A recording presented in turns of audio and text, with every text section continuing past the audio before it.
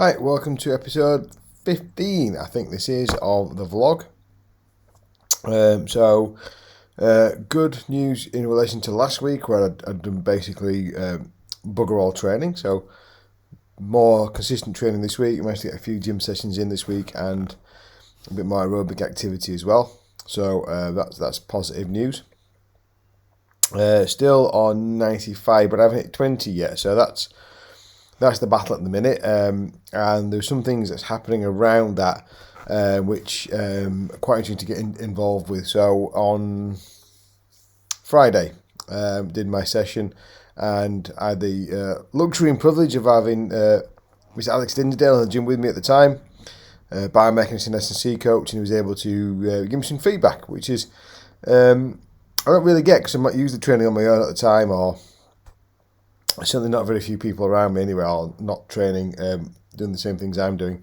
But he took the time to give me some observations, some feedback, and he kind of identified that I'd had a bit of a hip shift and some asymmetry in mechanics between left and right legs, which is ironic for me, I know, in how I was squatting. And that might have impaired my performance, but also I thinking from what he said, hip shifting on my right side, that could either be as a consequence of the hip pain, or that might have been evident before I was doing it.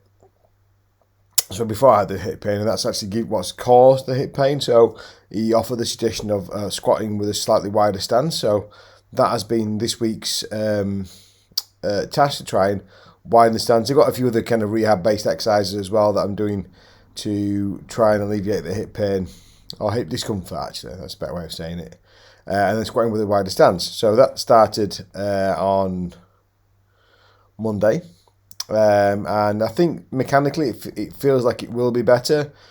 But taking a slightly wider stance, it hammered hamstrings and adductors. So I was like, yeah, I felt like concentrically I could push that far, but the eccentric load in a slightly wider squat stance position was definitely more demanding.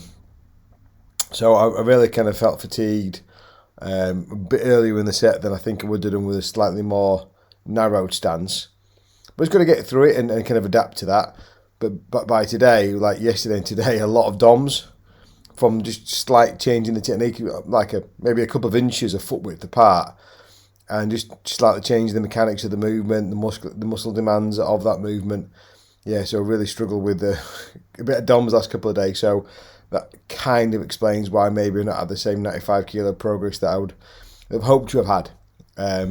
But hopefully this kind of shift between stances will have longer term benefits, and this week's just a kind of a little bit of a temporary blip. So I haven't not trained because of it. It's just maybe I've not had the velocity progress or the load progress that I would normally have liked to had.